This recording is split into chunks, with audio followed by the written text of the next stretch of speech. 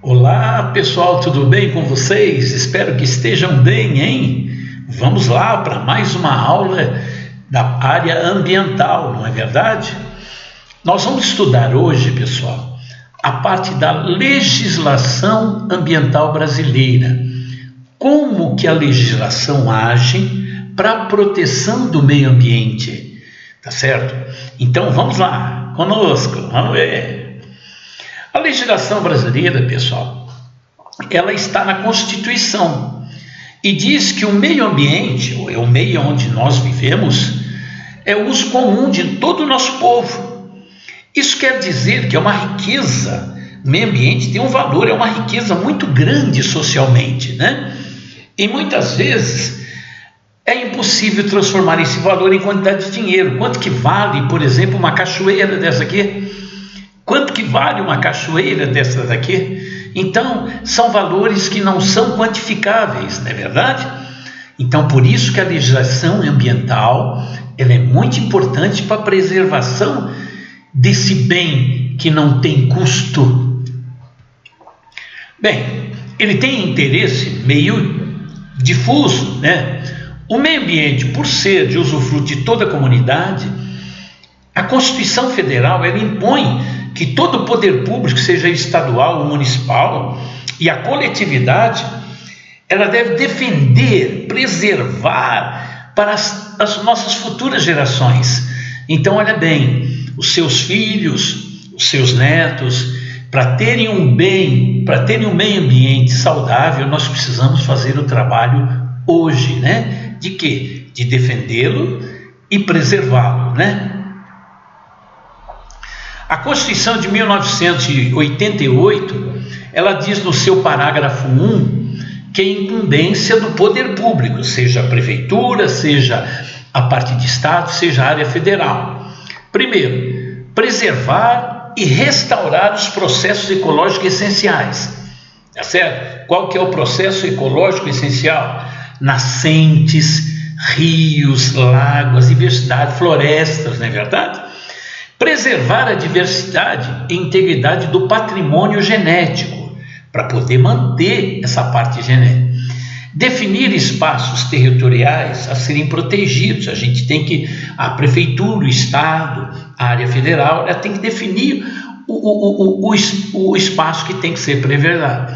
Exigir estudo de impacto ambiental de todas as construções, né? E tudo que tiver ao alcance para preservar o meio ambiente.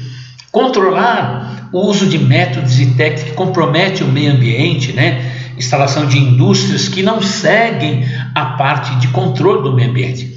E promover a educação ambiental, que é isso que nós estamos fazendo aqui.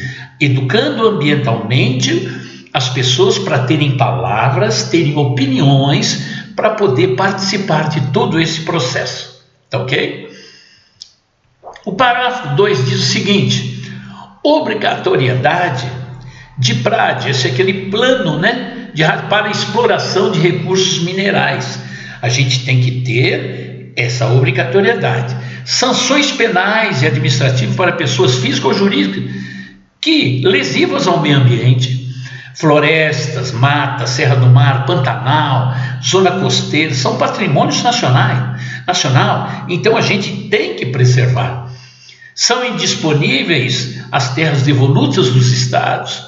As usinas nucleares terão localizações definidas, como a de Angra, ela se localiza numa região bem definida pelo governo e por leis federais. A legislação, o poder público federal, estadual e municipal, como eu disse, compete defender o meio ambiente, estabelecer normas, leis, decretos, portarias, resoluções para poder defender o meio ambiente. Isso é muito importante, né? A legislação ambiental brasileira é integrada por normas.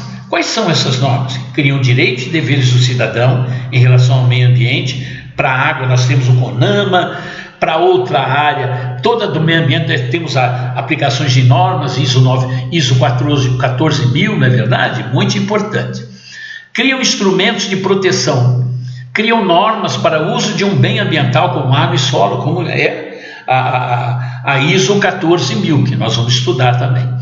disciplina as atividades que interferem com os bens ambientais. Isso é muito importante, que criam tudo, até unidades de conservação. Essa é a legislação brasileira. A política nacional, olha bem, instituída através da Lei 6.938, de agosto de 81, que regulamenta o decreto 88.351, de 1 de julho de 83. Por exemplo, a Lei 6.930 foi criada pelo CISNAMA. A estrutura do CISNAMA é um órgão superior, um órgão consultivo, que é o CONAMA, órgão central, que é o MINISMAN, órgão executor, que é o IBAMA, e aqueles órgãos seccionais e órgãos locais existentes, né, em todo o território nacional. O CONAMA e o IBAMA é um dos mais importantes existentes aí desses órgãos. A estrutura do CISNAMA: Conselho de Governo, assessorar o Presidente da República, o CISNAMA. O CONAMA, Conselho Nacional do Meio Ambiente, assessorar e propor ao Conselho do Governo diretrizes e políticas que deliberam áreas na sua competência sobre normas e padrões. MINISMAN, Ministério do Meio Ambiente, dos Recursos Hídricos e da Amazônia Legal. Planejar, coordenar, supervisionar e controlar a política nacional do meio ambiente. Olha esses órgãos, CISNAMA, muito importante, tá ok? A estrutura do CISNAMA, olha bem, ela tem o IBAMA, que é o Instituto Brasileiro do Meio Ambiente e dos Recursos Naturais Renováveis, muito importante. O SEMAR, que é a execução e fiscalização, né, da parte dos projetos, dos programas existentes. E o SEMAN, que é SEMAR e o SEMAN, fiscalização e controle em suas jurisdições. Competência do CONAMA, que é o Conselho Nacional, né, do Meio Ambiente. O CONAMA, dentre outras, atribui estabelecer, mediante proposta ao IBAMA, as normas e critérios para licenciamento de indústrias ou potencialmente poluidoras, os controles tudo a ser concedidos pelos estados e supervisionado pelo IBAMA. Muito importante. As penalidades. Esta lei 6.938, ela entende por poluidor, pode ser pessoa física, pode ser pessoa jurídica, de direito público ou privado, responsável direta ou indiretamente por atividade causadora de degradação ambiental, ficando sujeita a penas de reclusão de 1 a 3 anos e multa ainda, né, condicionados à gravidade da infração. Quer dizer que existe a multa, a penalidade para aquelas pessoas que direta ou indiretamente causam a degradação do meio ambiente. Atenuantes, alguns atenuantes. Embora rigorosa, a lei permite às empresas infratoras a aplicação de 90% do valor da multa em compra de equipamentos, ou seja, despoluir no local, plantar árvores, ou seja, é a parte mais importante, que é a parte da campanha da educação ambiental.